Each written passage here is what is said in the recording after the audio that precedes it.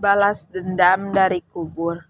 Sebut saja namanya Lela. Dia meninggal dunia ketika usia melahirkan anak pertama, hasil buah cinta dengan suami tercinta yang bernama Leman. Sebagai seorang wanita yang menikahi dengan laki-laki yang berprofesi sebagai pemotong kayu di rimba, Lela seringkali ditinggal sendiri, termasuk ketika usia kehamilannya memasuki bulan-bulan 7 sampai dengan 9.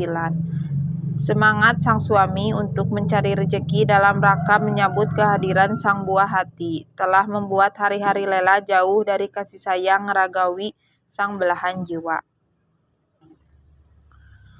Dalam kondisi demikian, untuk menghabiskan hari-hari yang membosankan di tengah semakin melemahnya fisik, Lela aktif merajut kain-kain kecil yang kelak akan digunakan untuk membalut sang jabang bayi.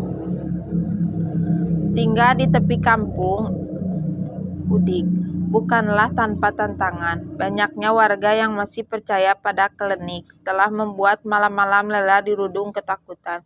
Acap kali di seputaran rumahnya, bila malam tiba, raungan serigala dan tangisan arwah-arwah penasaran terdengar gamblang. Bila arwah-arwah kiriman itu tiba, maka pastilah Lela akan menghabiskan malam dalam kesengsaraan.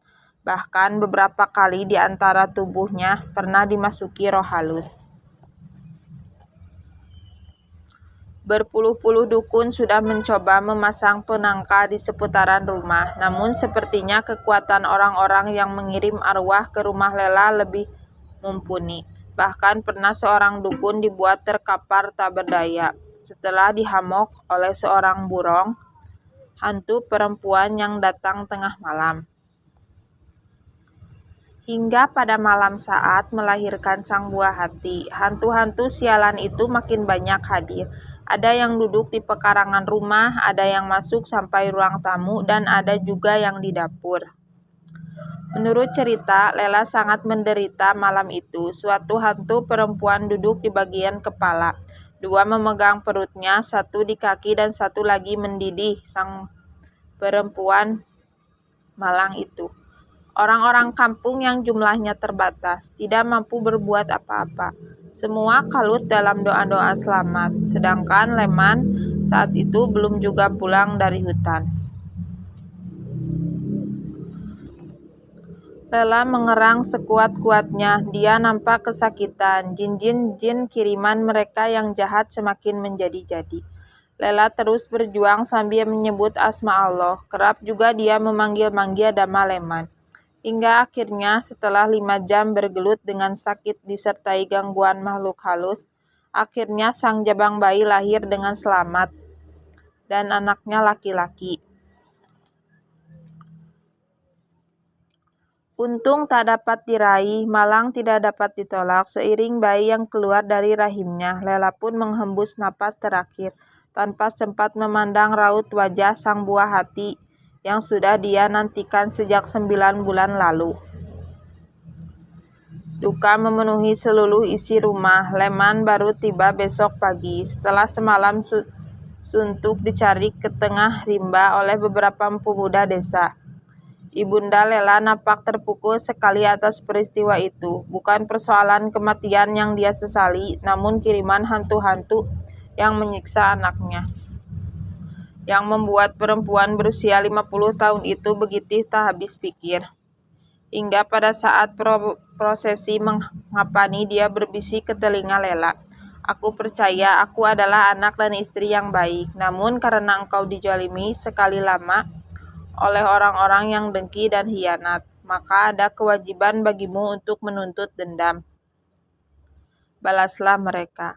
Datangilah rumah-rumah para pengkhianat itu bila ada sanak familinya yang mengundang janin. Buat mereka sengsara," bisiknya.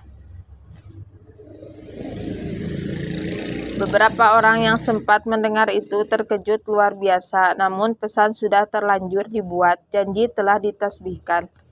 1 bulan Lela menghuni alam kubur. Kegemparan mulai melanda kampung itu. Beberapa warga ketika menjelang maghrib menemukan wanita mirip Lela melintas di jalan kampung. Sesekali dia juga terlihat menuju rumah yang dibangun oleh dan Leman. Kerap juga Peronta menemukan wanita muda mirip Lela duduk di depan rumah sambil merajut kain. Namun sejauh itu belum ada laporan tentang gangguan serius.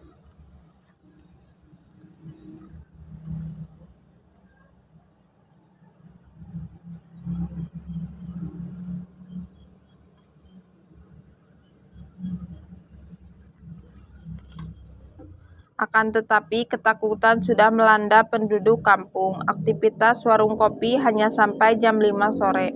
Anak-anak sudah tidak lagi mengaji di malam hari itu.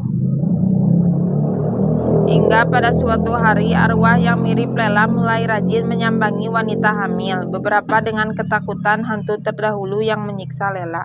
Kali ini arwah yang mirip Lela hanya sekedar menampakkan diri di depan perempuan hamil. Dia hanya tersenyum dengan raut pucat. Kak Lela sampai setengah jam memandangi saya. Dia tersenyum, akan tetapi raut wajah pucat saya ketakutan. Namun dia hanya menampakkan dirinya kepada saya, sehingga saya harus menjerit-jerit ketakutan, ujar seorang wanita muda kepada keluarganya.